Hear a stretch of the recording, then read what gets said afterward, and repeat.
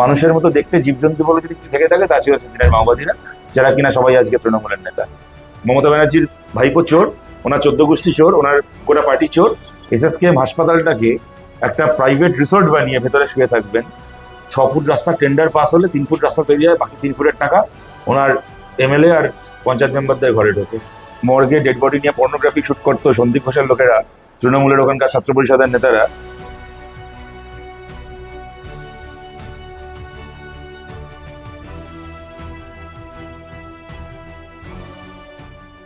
বাংলার সংসদীয় রাজনীতিতে তিনি এই মুহূর্তের অন্যতম জনপ্রিয় মুখ শতরূপ ঘোষ। গত 1 দশক ধরে রাজপথের আন্দোলন কিংবা সংবাদ মাধ্যমের স্টুডিওর তপ্ত বিতর্ক, তার স্পষ্ট বক্তব্য এবং সরাসরি কথাবার্তা ইতিমধ্যেই অনেকের মনে জায়গা করে নিয়েছে। রাজ্যের বিভিন্ন গুরুত্বপূর্ণ ইস্যুগুলিতে তার কণ্ঠস্বর শুনতে পাওয়া যায়। বর্তমানে বাম রাজনীতির তরুণ প্রজন্মের মুখ হিসেবে তিনি রাজনৈতিক মহলে বিশেষ জনপ্রিয়তা অর্জন করেছেন। আজকের আলোচনার কেন্দ্র হলো জঙ্গলমহল, বিশেষভাবে ঝাড়গ্রাম। পালাবদলের রাজনীতির 1 দশক পরে উন্নয়ন এবং তার বাস্তবায়ন, এই ফারাক ঠিক কতটা? এই সমস্ত প্রশ্নের উত্তর খুঁজবো আজ শতরূপদার কথায়। নমস্কার, টিম শহর ঝাড়গ্রামের পক্ষ থেকে আজকের পর্বে আপনাকে স্বাগত জানাই।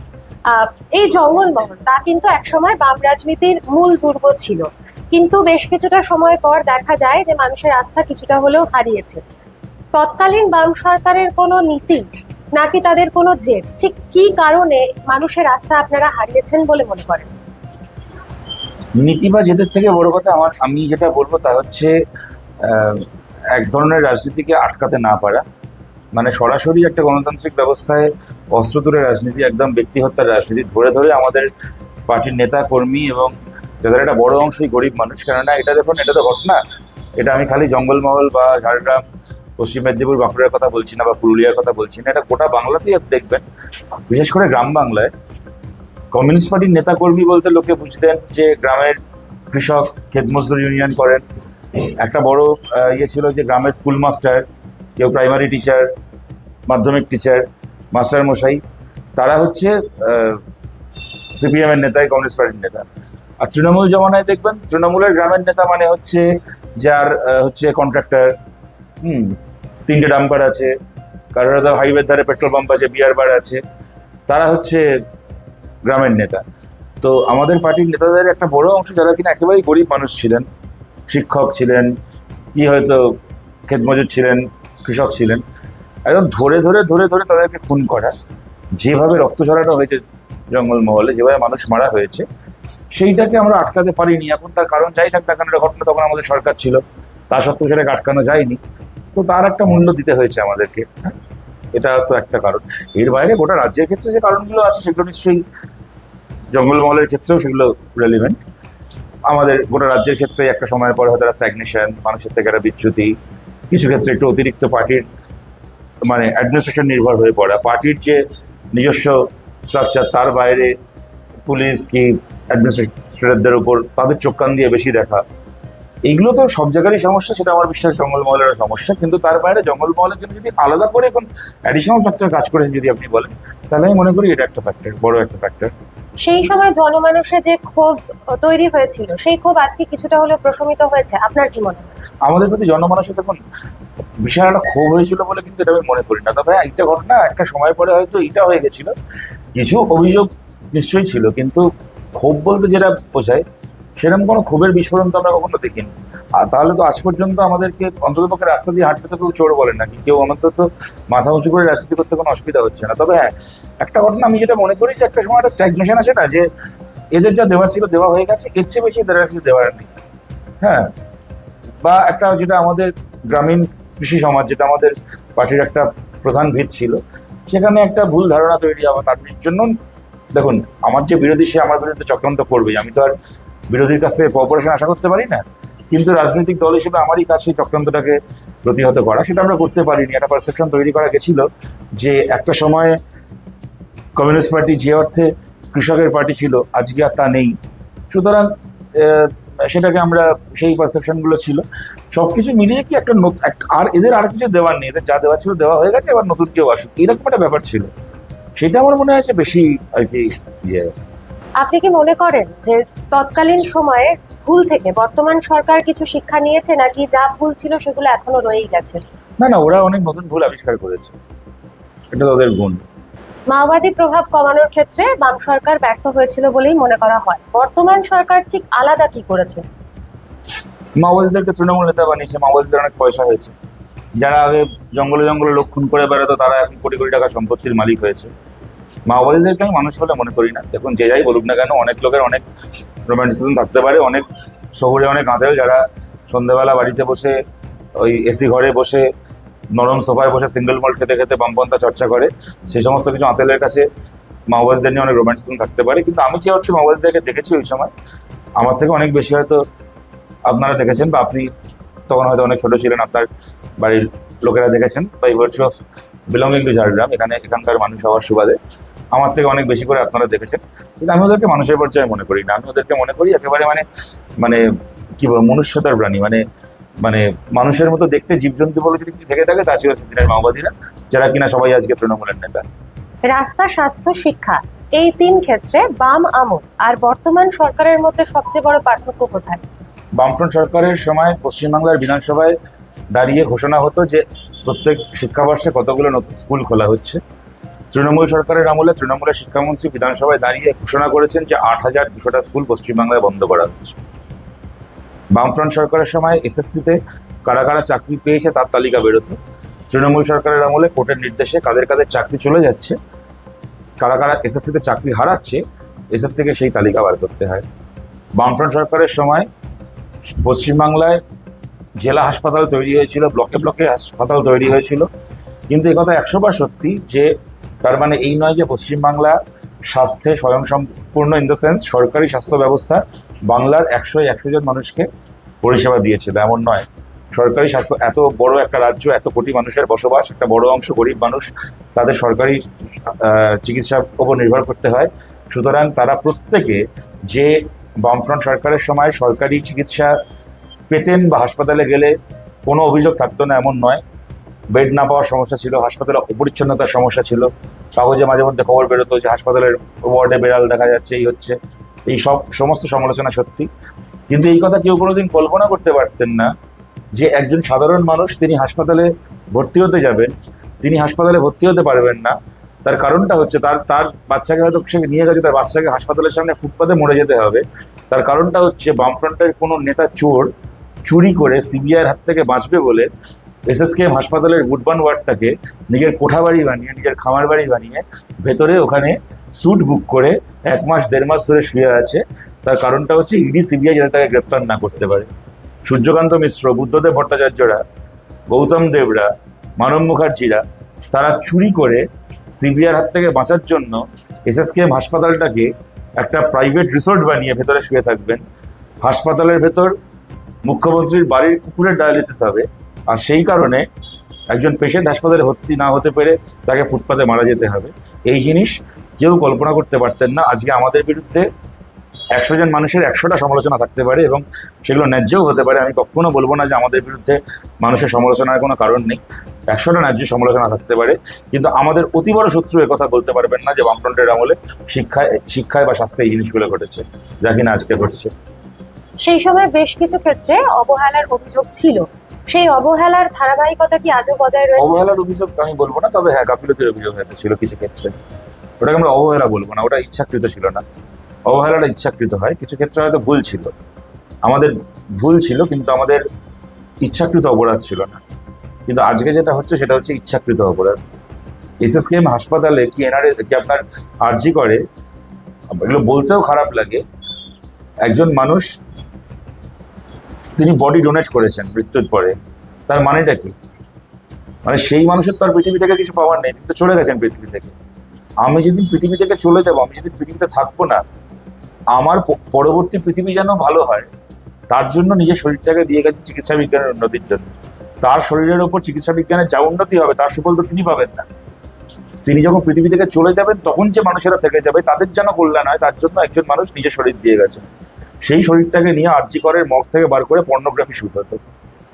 আমি বলছি হাজারটা, মানে বামফ্রন্ট আমলের সাথে বামফ্রন্ট সরকারের সঙ্গে হাজারটা ব্যাপারে হাজারটা প্রশ্ন কেউ করতে পারেন, কি তুলনা টানতে পারেন, কিন্তু আমি বলছি আকাশ আর পাতালের মধ্যে যা ফারাক, তার থেকেও বড় ফারাক এগুলো।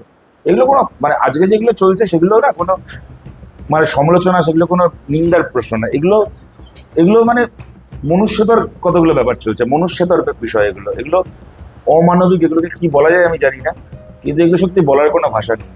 কেউ কল্পনা করতে পারতো না হাসপাতালের মধ্যে পর্নোগ্রাফির ব্যবসা হবে, ডেড বডি কেনি। আজকে এটা আমাদের আরো খারাপ লাগে কেন জানেন তো? নিশ্চয়ই যারা আপনার আলোচনাটা এখন শুনছেন অনেকে এটা একমত হবেন। আমি কাউকে ছোট করছি এটা, কিন্তু বামপন্থীদের মধ্যে না এই মরণোত্তর দেহদানের বিষয়টা না দেখবেন সাধারণ স্বাভাবিকভাবে একটু বেশি। কেননা অনেক মানুষের মধ্যে অনেক দেখবেন আমাদের পার্টির নেতা এই বুদ্ধদা যখন মারা গেলেন, জ্যোতিবাবুর বডি থেকে শুরু করে সব কিছু সমস্ত তারা কিন্তু তাদের মৃতদেহ তারা কিন্তু ডোনেট করে যান চিকিৎসা বিজ্ঞানের জন্য। হ্যাঁ, তো আমি বলছি এটা না এই বামপন্থীদের মধ্যে যে চর্চাটা রয়েছে, তো সেই কারণে আমি আপনাকে বলছি যে আমাদের বামপন্থী পরিবার যারা বিজ্ঞান আন্দোলন করেন, বামপন্থী আন্দোলন করেন, তাদের মধ্যে দেখবেন বেশি করে এই জিনিসটা আছে। তাদের পরিবার আছেন, তার বাবা মা হয়তো চিকিৎসা বিজ্ঞানের জন্য বডিটা ডোনেট করে গেছিল। আজকে না আমরা এই সময়টা দেখেছি যখন এই আনন্দবাজারের খবরটা বেরোলো ওই আরজিকর মুভমেন্টের সময়, যে মর্গে ডেড বডি নিয়ে পর্নোগ্রাফি শুট করতো সন্দীপ ঘোষের লোকেরা, তৃণমূলের ওখানকার ছাত্র পরিষদের নেতারা।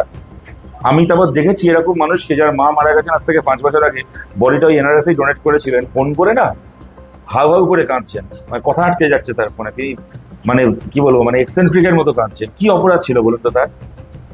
মা চলে গেছে 5 বছর পরে, আনন্দবাজারের খবরটা পড়ে সে একজন সন্তান, তো সে আফটারঅল সম্ভাবনার কথা ভেবে আমার মায়ের মৃতদেহের সঙ্গে কি হয়ে থাকতে পারে।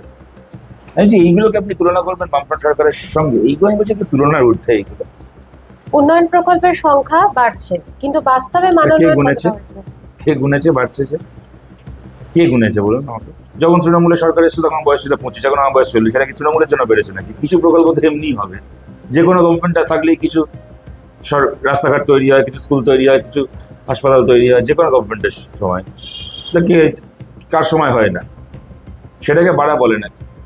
আচ্ছা আমার একটা আপনার কথা বলি, ধরুন মনে করুন এই ধরুন আপনি জঙ্গলমহলের কথা বলছেন, এই ঝাড়গ্রামে যে আদিবাসী পরিবার, হ্যাঁ, জমির পাট্টা পেয়েছেন। জমির পাট্টা মানে কি?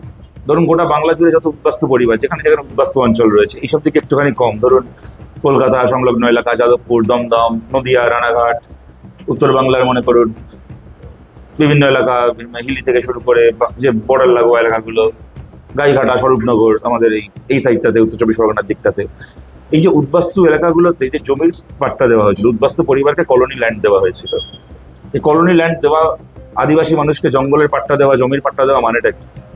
তার মানেটা হচ্ছে যেদিন বামফ্রন্ট সরকার থাকবে না, হয়তো রাইটার্স বিল্ডিং থেকে জ্যোতি বসুকে চলে যেতে হবে, রাইটার্স বিল্ডিং থেকে বুদ্ধদেব ভট্টাচার্য থেকে চলে যেতে হবে, কিন্তু তোমাকে কোনোদিন তোমার জমি থেকে চলে যেতে হবে না, তোমার বাড়ি থেকে চলে যেতে হবে না। স্থায়ী সমাধান। আচ্ছা সিপিএম কি চাইলে পারতো না? বামফ্রন্ট কি চাইলে পারতো না মানুষকে জমির পাট্টা দেওয়ার বদলে বলে দিতে যে ঠিক আছে, যে কতদিন আমাদের সরকার আছে তোমরা ওখানে বসো, থাকো ওখানে, কেউ কিছু বলতে যাবে না, কিন্তু যদি আমরা হেরে যাই তাহলে কিন্তু তোমাদের কি হবে কেউ জানে না। আজ যেরকম বলা হয় যে আমরা হেরে গেলে লক্ষ্মীর ভান্ডার বন্ধ হয়ে যেতে পারে, আজ আমরা হেরে গেলে তার অমুক ভাতা বন্ধ হয়ে যেতে পারে, যুবসাথী বন্ধ হয়ে যেতে পারে। বামফ্রন্ট চাইলে করতে পারতো না? উদ্বাস্তু পরিবারকে বলতো ঠিক আছে এখানে এখানে বাড়ি বানিয়ে থাকুন, কিন্তু যে কদিন আমরা ভোটে জিতছি এখানে থাকবেন, যেদিন ভোটে জিতবেন না কোনো লেখাপড়ার ব্যাপার নেই, কোনো কাগজপত্র থাকবে না, এমনি থাকুন। যেদিন আমরা থাকবো না সেদিন কি হবে কেউ জানে না, বাঁচতে চাইলে আমাদেরকে ভোট দাও। করতে পারতো তো। সরকারি কর্মচারীদের দিয়ে আজকে 15 বছর হয়ে গেল বামফ্রন্ট সরকার নেই, বুদ্ধদা মারা গেলেন, অসীম দাশগুপ্ত বাড়ি থেকে বেরোতে পারেন না, এত অসুস্থ, কিন্তু বুদ্ধদেব ভট্টাচার্য, অসীম দাশগুপ্তরা যে আইনটা করে গেছিলেন, সেই আইনের জোরে আজকে এই 2026 সালে সরকারি কর্মচারীরা সুপ্রিম কোর্ট অব্দি মামলা লড়ে ওই বামফ্রন্টের করে যাওয়া আইনের জোরে আজকে ডিএটা পেলেন। আজকের তারিখে বুদ্ধদেব ভট্টাচার্য পৃথিবীতে নেই আজকে, কিন্তু ওনার করে যাওয়া আইনের ফলে আজকে একজন সরকারি কর্মচারীর মাইনে বাড়লো, আজকে একজন পেনশনারের পেনশন বাড়লো। এইটাকে বলে স্থায়ী সমাধান। মানে খালি থালায় ভাত নয়, খালি বাইকের তেল নয়, সম্মান, স্থায়িত্ব। কালকে আমি না থাকতে পারি, কিন্তু তোমাকে আমার কৃপা প্রার্থী করে, তোমাকে আমার জায়গায় বলে এসানটা মহতাজ করে গেলাম না, তোমাকে আমার দয়ার উপর, আমার করুণার উপর নির্ভরশীল করে রেখে গেলাম না। কালকে আমি না থাকলেও তুমি থাকবে। তুমি যদি কালকে সিপিএম কে ভোটে হারিয়েও দাও, তাহলেও উদ্বাস্তু পরিবার তুমি যে জমিটা পেলে সেই জমিটা তোমার কাছ থেকেও নিতে পারবে না। সরকারি কর্মচারী তুমি যদি কালকে সিপিএম কে হারিয়েও দাও, গভর্নমেন্টে যেই আসুক, মারা যাওয়ার দিন পর্যন্ত গভর্নমেন্ট কেন, রাজনৈতিক কোনো দল কেন, নিজের সন্তানের কাছেও তোমাকে হাত পাততে হবে না, ডিগনিটির সাথে বাঁচবে। যেদিন মারা যাবে নিজের চিতায় ওঠার খরচাটা পর্যন্ত রেখে তারপর মারা যাবে, ডিগনিটির সঙ্গে বাঁচবেন। এইটাকে বলা হয় সরকারের, আপনি যদি বলেন যে একটা সরকারের হাতে উন্নয়ন বলতে আমরা কি বুঝি, আমরা এইটাকে উন্নয়ন বুঝি।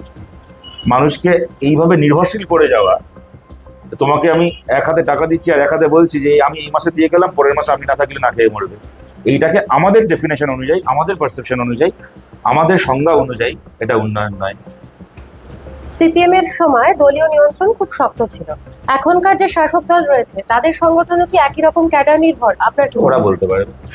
তা আমি একটা কথা বলতে পারি, ধরুন এই কয়েক বছর আগে, 3-4 বছর আগে লাস্ট যে আমাদের মিউনিসিপ্যালিটি ভোটগুলো হলো, 108টা মিউনিসিপ্যালিটিতে একসঙ্গে ভোট হলো, তো তার মধ্যে গোটা বাংলায় তৃণমূল জিতলো, একটা মিউনিসিপ্যালিটি খালি তৃণমূল হারলো, নদিয়া তাহিরপুর মিউনিসিপ্যালিটি। দুপুরবেলা তৃণমূল হারলো, বিকেলবেলা তৃণমূলের কোনো ক্যাডার বলুন, কর্মী বলুন, ব্লক সভাপতি, যুব নেতা, ওদের যত সব আছে, কারুকে ট্রান্সফার করা হলো না, কারু পদ গেল না। দুপুরবেলা তৃণমূল হারলো, বিকেলবেলা তাহিরপুর থানার আইসি ট্রান্সফার হয়ে গেল। গোটা 108টা মিউনিসিপ্যালিটির মধ্যে একটা মিউনিসিপ্যালিটি তৃণমূল হারলো, বিকেলে থানার আইসি ট্রান্সফার। এখান থেকে যা বোঝার বুঝে নিন তৃণমূল কার উপর নির্ভরশীল। বাম আমলে বিরোধীদের রাজনৈতিক স্পেস কম ছিল, বর্তমান পরিস্থিতি কতটা আলাদা বলে আপনি মনে কেন করেন? কম ছিল? বামফ্রন্ট সরকারের সময় আপনাকে বলি, এসিসিআর একজন বিধায়ক ছিল একবার বিধানসভায়, এসিসিআর সম্মেলনের জন্য বিধানসভা সেশন মুলতবি রাখা হয়েছিল। আমাদের নিয়ম ছিল আমাদের রাজ্যে 10%, যেহেতু 294টা সিট, ওটাকে 29.4 হয়, 10% রাউন্ড ফিগার করে 30 জন বিধায়ক যদি কোনো দলের থাকে তাহলে সে বিরোধী দল হিসেবে স্বীকৃতি পাবে। 30-এর কম বিধায়ক হলে সে বিরোধী গোষ্ঠী হবে। কেমন? এটা বিধানসভার আইন ছিল। 2006 সালে বিধানসভায় তৃণমূল 29টা সিট পেল, আর কংগ্রেস 26টা। দেখা গেল কোনো বিরোধী দল হচ্ছে না কেউ। বিধানসভার আইন সংশোধন করে 30টাকে 29 করলেন, সেই সময় হাসিম আব্দুল হালিম বিধানসভা স্পিকার। বিধানসভার আইনকে সংশোধন করে 30টাকে 29 করা হলো যাতে তৃণমূল কংগ্রেসকে বিরোধী দলের স্বীকৃতি দেওয়া যায়। এইটা ছিল বিরোধীদের প্রতি বামফ্রন্টের দৃষ্টিভঙ্গি। মানে 34 বছর সরকার চালিয়েছি, একটা পঞ্চায়েত মেম্বার দেখাতে পারবেন না বামফ্রন্ট হারার পরে পঞ্চায়েত ভোটের আগে কি যে কোনো ভোটের আগে মারামারি, কাটাকাটি, খুনোখুনি হয়েছে। এবং এটা আমি কোনো গর্বের সঙ্গে বলছি না, বা আমি খুব ক্যাজুয়ালিও বলছি না, এটা আমাদের অত্যন্ত লজ্জার জায়গা। এটা বামফ্রন্ট আবিষ্কার করেনি। ব্রিটিশ আমল থেকেই পশ্চিমবাংলার রাজনীতি, যেখানে স্বাধীনতার সময় থেকে শুরু করে পরবর্তীকালে কংগ্রেসের সময় বাংলার রাজনীতিতে ভায়োলেন্স ছিল। এটা দুর্ভাগ্যজনক হলেও সত্যি। সেটা কখনো কমেছে হয়তো, কিন্তু বা নকশাল পিরিয়ড বাংলা ভায়োলেন্স দেখেছে, রাজনৈতিক ভায়োলেন্স কখনো হয়তো কমেছে, কখনো বেড়েছে, কিন্তু বামফ্রন্ট সরকারের সময়ও পশ্চিমবাংলার রাজনীতি ভায়োলেন্স ফ্রি ছিল না। এটা আমাদের লজ্জা একটা, বা আমাদের একটা আক্ষেপ। যদি আবার সুযোগ পাই সরকার চালানোর, যেটা আমাদের বিশেষ করে গুরুত্ব দিতে হবে সেটা হচ্ছে এই দিকটা। বাট হ্যাভিং সেড দ্যাট, একটা কথা বলছি, ভোটের আগে মারামারি, কাটাকাটি, খুনোখুনি যাই হোক, ভোট হয়ে যাওয়ার পরে 34 বছর গভর্নমেন্ট চালিয়েছি, একটা পঞ্চায়েতের উদাহরণ দিতে পারবেন না যেখানে একজন পঞ্চায়েত মেম্বার অন্য দলের হয়ে জিতেছে, তাকে দল বদল করিয়ে সিপিএমে আনা হয়েছে। এই আপনাদের এই জেলায়, তখনকার অবিভক্ত জেলা ছিল রামজীবনপুর পুরসভা, আমাদের সরকারের সময় বছরের পর বছর তৃণমূল চালিয়েছে। আপনি জানবেন মেদিনীপুর মিউনিসিপ্যালিটি, ওনার নামটা আমি ভুলে যাচ্ছি, খুব পপুলার নেতা ছিলেন, কয়েক বছর আগে মারা গেলেন, খুব পপুলার নেতা ছিলেন, নির্দল প্রার্থী হয়ে জিততেন, মিউনিসিপ্যালিটি চেয়ারম্যান হতেন, এই নামটা আমি ভুলে যাচ্ছি। মেদিনীপুর পুরসভায় বছরের পর বছর, কৃষ্ণনগর পুরসভা, বহরমপুর পুরসভা, রায়গঞ্জ পুরসভা, বছরের পর বছর বামফ্রন্ট হেরেছে, বিরোধীরা চালিয়েছে। বামফ্রন্ট সরকার, বিরোধীরা চালাচ্ছে রায়গঞ্জ পুরসভা, সেই পুরসভা দুবার বামফ্রন্ট সরকারের কাছ থেকে শ্রেষ্ঠ পারফরমেন্সের জন্য পুরস্কার পেয়েছে। এইটা ছিল বামফ্রন্ট সরকারের সময়। সুব্রত মুখার্জি কলকাতার মেয়র ছিলেন, গর্ব করে বলতেন সভায় যে বুদ্ধদেব ভট্টাচার্যর সরকারের কাছ থেকে আমার আগের বাম পুরবোর্ড যা টাকা পেয়েছে, আমি তৃণমূলের পুরবোর্ড চালাতে গিয়ে তার থেকে বেশি টাকা পেয়েছি। সুতরাং বাংলায় বিরোধীদের স্পেস কম ছিল, এই কথাটা আমার মনে হয় একেবারে ভুল কথা। জঙ্গলমহলের রাজনীতিতে যে ভয়ের পরিবেশ ছিল সেটা কি সত্যিই বদলেছে, নাকি চরিত্র বদলে একইভাবে রয়ে গেছে? না, একভাবে তো রয়ে গেছে তো বটেই। আগের মাওবাদী বলে মারতো, এখন তৃণমূল বলে মারে, কিন্তু ব্যাপারটা তো আলটিমেটলি ব্যাপারটা তো একই। আপনার অভিজ্ঞতায় সাধারণ মানুষ বাম আমলকে এখন কিভাবে মনে করে? পুরোপুরি নেতিবাচক, নাকি কিছু ভালো দিকও তারা স্বীকার করে? তৃণমূল চলে গেলেও কিছু ভালো দিক স্বীকার করে, ওটা কোনো ইয়ে না। কোনো সরকারি কেউ পুরো নেতিবাচক, পুরো ইতিবাচক বলে স্বীকার মনে করে না। তবে এটা নিঃসন্দেহে একটা বড় অংশের মানুষ মনে করে যে বামফ্রন্ট সরকারের সময় নিশ্চয়ই ভুল ত্রুটি থেকেছে, কিন্তু ভালোর সংখ্যা তার থেকে অনেক বেশি। আজকের দিনে জঙ্গলমহলের মানুষ যদি তুলনা করে তাহলে কোন সময়কে তারা বেশি গ্রহণযোগ্য বলে মনে করবে? তো তারা বলতো, আমি কেন বলবো? আমি তো বলবো যে আমার সময় বেশি ভালো। যে আপনি তৃণমূলের কাউকে জিজ্ঞেস করলে সে বলবে যে তৃণমূলের সময় বেশি ভালো। কংগ্রেসের কাউকে জিজ্ঞেস করলে বলবে কংগ্রেস আমার সবচেয়ে ভালো ছিল। ব্রিটিশদের কাউকে পেলে সে ব্রিটিশ বলবে যে ব্রিটিশ স্বাধীনতার আগে জঙ্গলমহল সবচেয়ে ভালো ছিল। সবাই তো নিজেরটাই ভালো বলবে, কে আর অন্যেরটা ভালো বলে? সাধারণ মানুষ ঠিক করবেন আলটিমেটলি। আদিবাসী সমাজের সঙ্গে সরকারের সম্পর্ক বাম আমল ও বর্তমান সময়ের মধ্যে সবচেয়ে বড় পরিবর্তন কোথায় দেখেন? আদিবাসী সমাজ একটা সময় সরকারের অংশ ছিল, তারা তারা স্টেক হোল্ডার ছিল গভর্নমেন্টে। এখন তারা স্টেক হোল্ডার নন। আপনি এবং খালি আদিবাসী সমাজ বলে নয়, আদিবাসী সমাজ তপশিলি তপশিলি জাতি যারা, সেই তপশিলি সমাজ থেকে শুরু করে আপনি গোটা বাংলাতেই দেখুন। তৃণমূল কংগ্রেসকে আপনারা দেখেন, বেসিক্যালি এত কিছু মনে হয় বেসিক্যালি কি বলুন তো? তৃণমূল কংগ্রেস তো বেসিক্যালি দক্ষিণ কলকাতার পার্টি। আপনি তাকিয়ে দেখুন গোটা পশ্চিমবাংলার দিকে কতজন তৃণমূলের এমপি আছে যারা সাউথ ক্যালকাটার লোক, যারা গোটা বাংলাকে চালাচ্ছে। আর বলছি দক্ষিণ কলকাতার যিনি এমপি তৃণমূলের, তিনি দক্ষিণ কলকাতার, সে নয় হলো। আচ্ছা, তৃণমূল কংগ্রেসের যিনি কৃষ্ণনগরের এমপি মহুয়া মৈত্র, বাড়ি কোথায়? দক্ষিণ কলকাতায়। দমদমের এমপি সৌগত রায়, বাড়ি কোথায়? দক্ষিণ কলকাতায়। ডায়মন্ড হারবার এমপি অভিষেক ব্যানার্জি, তার বাড়ি কোথায়? দক্ষিণ কলকাতায়। যা আপনার শ্রীরামপুরের এমপি কল্যাণ ব্যানার্জি, বাড়ি কোথায়? দক্ষিণ কলকাতায়। আমি আপনাকে আরো এখন হিসাব করতে বসলে একটার পর একটা নাম বলে যাবো আপনাকে। গোটা পশ্চিম বাংলার আপনি তৃণমূলের গোটা পার্টিটাকে, আপনি ওদের ক্যাবিনেট দেখুন। মমতা ব্যানার্জি, মেজর মন্ত্রী যারা আছেন, অরূপ বিশ্বাস, ববি হাকিম, শ্রবণদেব চ্যাটার্জি, এর আগে যখন সুব্রত মুখার্জি ছিলেন, মেজর মন্ত্রী যাদেরকে দেখছেন প্রত্যেকে সাউথ ক্যালকাটার। বেসিক্যালি দক্ষিণ কলকাতা থেকে গোটা পশ্চিমবাংলা চলছে। যে কারণে দেখবেন কালীঘাটে গরম পড়লে উত্তরবঙ্গে স্কুল ছুটি দিয়ে দেওয়া হয়। যে সময় কালীঘাটে গরম পড়ে, কলকাতায় গরম পড়ে, সেই সময়টা উত্তরবঙ্গের লোকের রাত্রিবেলা গায়ে চাদর দিয়ে শোয়। ধরুন এপ্রিল, এই যে সময়টা আমরা আছি, আর তারপরে উত্তরবঙ্গে গরমটা পরে আরেকটু পরে। সেই সময় যে দক্ষিণ কলকাতায় বৃষ্টি এসে যায়, ওয়েদারটা একটু ঠান্ডার দিকে যায়, সমস্ত স্কুল খুলে যায়। এরকম ঘটনা 3 বছর আগে ঘটেছে, যখন দাবদাহ চলছে উত্তরবঙ্গে, কিন্তু কলকাতায় ঠান্ডা কমে গেছে। মমতা ব্যানার্জি ঘোষণা করে দিলেন সব স্কুল খুলে যাবে। একদিনে কোচবিহারে 3 জন ছাত্র, একজন কলেজের 2 জন স্কুলের, একদিনে 3 জন ছাত্রছাত্রী তাদের প্রাণ চলে গেল হিট স্ট্রোক হয়ে, একদিনে। 2 বছর আগেকার ঘটনা। সুতরাং এই মমতা বন্দ্যোপাধ্যায় এত বাংলার অগ্নিকন্যা, এই কন্যা সেই কন্যা বলেন, আলটিমেটলি দক্ষিণ কলকাতা দিয়ে উনি গোটা পশ্চিমবাংলাকে চালাচ্ছেন। এখানে দক্ষিণ কলকাতার বাইরে তৃণমূলের মধ্যেও কারোর বিরাট কোনো ভূমিকা নেই। বর্তমান সরকার দাবি করে জঙ্গলমহলে রাস্তা বা কন্যাশ্রীর মতো প্রকল্পের জোয়ার এসেছে। বিরোধী হিসেবে আপনি কি মনে করেন? দিনে আগে কি জঙ্গলমহল লোক এরোপ্লেনে করে যাতায়াত করতো? উনি আসার পরে রাস্তা হয়েছে।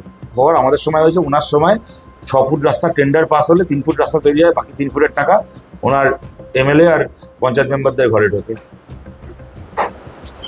প্রথম যখন এই সরকার এসেছিল, প্রথম কয়েক বছর সত্যি মনে হয়েছিল এটা আর কিছু না করুক রাস্তার কাজটা ভালো করছে 2011-এর পরে। তার একটা বড় কারণ ছিল যে রাস্তার কাজ করলে টাকা বেশি তোলা যায়, কাটমানি বেশি খাওয়া যায় টেন্ডার থেকে, কন্ট্রাক্টরের কাছ থেকে। বাট হোয়াট এভার হতো। আজ গোটা পশ্চিমবাংলার দিকে তাকিয়ে দেখুন, কারণ আপনাদের এখানে হলো না কিছুদিন আগে, পেশেন্টকে কাঁধে করে নিয়ে যেতে গিয়ে পেশেন্ট রাস্তায় মারা গেল, অ্যাম্বুলেন্স ঢুকতে পারে না গ্রামে। কদিন আগে ঘটলো না এই জিনিস? আজ গোটা বাংলার দিকে তাকিয়ে দেখুন। তার কারণটা যে আগে তৃণমূল শুরু করেছিল 10 টাকা স্যাংশন হলে কোথাও 3 টাকা খাবে, 7 টাকার কাজ হবে। তারপরে যেই একটা ভোট জিতে গেল, পঞ্চায়েতটা মেরে ধরে জিতে গেল, বুঝে গেল আমাদের বিরোধী শূন্য পঞ্চায়েত, বলার কেউ নেই। তখন 10 টাকা স্যাংশন হলে 5 টাকার কাজ হবে, 5 টাকা খাবে। এখন হয়ে গেছে 10 টাকা স্যাংশন হলে 9 টাকা চুরি করবে, 1 টাকা কাজ হবে। যত বিরোধী শূন্যতার দিকে রাজ্য এগোবে তত ওদের চুরি করার ক্ষমতা বাড়বে। এটাই না নিয়ম, এটা খালি তৃণমূল বলে না, যে কোনো ক্ষেত্রেই। ওরা বিরোধী শূন্য পঞ্চায়েত চায় কেন? একটা পঞ্চায়েত বিরোধী শূন্য হওয়ার কি আছে? মেজরিটি যাচ্ছে তো এমনি পঞ্চায়েত চালাবে, কি দরকার বিরোধী শূন্য পঞ্চায়েত হলে? কি আমেরিকা থেকে প্রাইজ দিয়ে যাবে? তা তো নয়। বিরোধী শূন্য পঞ্চায়েত মানে কি? সেখানে আমাকে কোনো হিসেব দিতে হবে না, অ্যাকাউন্টেবিলিটি দেখাতে হবে না। এই যে আপনি এর আগে একবার জিজ্ঞেস করলেন যে বিরোধীদেরকে স্পেস দেওয়ার কথা, বামফ্রন্ট সরকারের সময় গোটা সময়টা 7 বারই যতবার বামফ্রন্ট সরকার হয়েছে, পাবলিক অ্যাকাউন্টস কমিটির চেয়ারম্যান হতেন বিরোধী দল থেকে কোনো একদিন করা হতো। পাবলিক অ্যাকাউন্টস কমিটি, যার কাজ হচ্ছে যাবতীয় খরচ খরচার হিসেব দেখা, তার চেয়ারম্যান হতেন বিরোধী দলের পক্ষ থেকে কেউ একজন। মমতা ব্যানার্জি মুখ্যমন্ত্রী হওয়ার পর থেকে শুরু করলেন, প্রথমবার বিরোধী দলের পক্ষ থেকে আমাদের আনিসুর রহমান হয়েছিল, 2016 থেকে শুরু করলেন বিরোধী হচ্ছে মানস ভুঁইয়াকে দলে জয়েন করিয়ে তাকে, তারপরের বার বিজেপি থেকে জিতলো মুকুল রায়, তাকে দলে জয়েন করিয়ে পাবলিক অ্যাকাউন্টস কমিটির চেয়ারম্যান। মানে আমার যে ক্রেডিবিলিটির জায়গাটা, যে বিরোধীরা খরচা দেখে নেবে যেখানে আমার সাথে চুরি কথা হচ্ছে কিনা বিরোধীরা ধরবে। বামফ্রন্ট সরকার চুরি করতো না বলে বামফ্রন্ট সরকার হিসেব লুকোনোর ব্যাপার ছিল না, বিরোধীকে পিএসসি চেয়ারম্যান করতো। যেহেতু মমতা ব্যানার্জি চোর, মমতা ব্যানার্জির ভাইপো চোর, ওনার 14 গোষ্ঠী চোর, ওনার গোটা পার্টি চোর, ওদেরকে চুরি করতে হবে। তাই যাতে সেই চুরির হিসেব যাতে বিরোধীরা দেখতে না পায়, তার জন্য পার্টি পাল্টে হচ্ছে অন্য দল থেকে লোককে নিজের দলে এনে নিজের পার্টির লোকের হাতে তাকে পিএসসির চেয়ারম্যান করে। এই কারণেই এদেরকে বিরোধী শূন্য পঞ্চায়েত পুরসভা করতে হয়, যাতে করে কিনা মানে একটা জায়গায় ধরুন একটা পঞ্চায়েতে 11 জন মেম্বার, তৃণমূল হয়তো 9টা জিতলো, 2 জন বিরোধী দলের, তাকেও দল বদল করাবে, যাতে করে কিনা সেখানে আমার টাকা পয়সার হিসেব, কোন কন্ট্রাক্টরের কাছ থেকে কত টাকা খেলাম, কোথায় আমার আলো লাগানোর টাকা স্যাংশন হলো কিন্তু আলো হলোই না, কোথায় আমার এই রাস্তার টাকা 6 ফুট রাস্তার টাকা স্যাংশন হলো, 3 ফুট রাস্তা হলো, বাকি 3 ফুট হলো না, এই হিসেবগুলো যাতে আমাকে কেউ প্রশ্ন করতে না পারে, যাতে পুরো টাকাটা আমি পকেটে ঢোকাতে পারি। বাম আমলের শেষ দিকে মাওবাদী আন্দোলনে উত্তাল ছিল জঙ্গলমহল। শাসক দলের দাবি তারা সেখানে শান্তি এনেছে। একজন রাজনৈতিক কর্মী হিসেবে আপনি কি মনে করেন জঙ্গলমহলে বলে প্রথমে সাপ হয়ে ধ্বংসাবো, তারপর ওঝা হয়ে ছাড়বে। ডোনাল্ড ট্রাম্প এই যে ইরানে এত লোককে মারলো, এই যে ইসরায়েল এখন প্যালেস্তাইনে এত বাচ্চাকে খুন করলো এত বছর ধরে, এখন যদি 5 দিন বোম ফেলা বন্ধ রাখে, রেখে বলে প্যালেস্তাইনে আমরা শান্তি আনলাম, তাহলে আমি তার মানেটা কি বলবো, কি বুঝবো? এখন মরছে না একদিন মারলি কেন সেটা বল। আমি প্রথমে মারবো 500 জনকে মারবো, মেরে 2 দিন মারা বন্ধ রাখবো, তাকে বলবো দেখো কি সুন্দর শান্তি এনে দিয়েছে। লালমাটির এই দীর্ঘ লড়াই আর পরিবর্তনের ব্যবধানে ঠিক কার পাল্লা ভারী? উন্নয়নের খতিয়ান নাকি মানুষের হারানো আস্থা? সিদ্ধান্ত এবার আপনাদের। ধন্যবাদ জানাই শতরূপদাকে আমাদের এতটা সময় দেওয়ার জন্য। চোখ রাখুন শহর ঝাড়গ্রামের পর্দায়। ফিরে আসবো পরবর্তী পর্বে।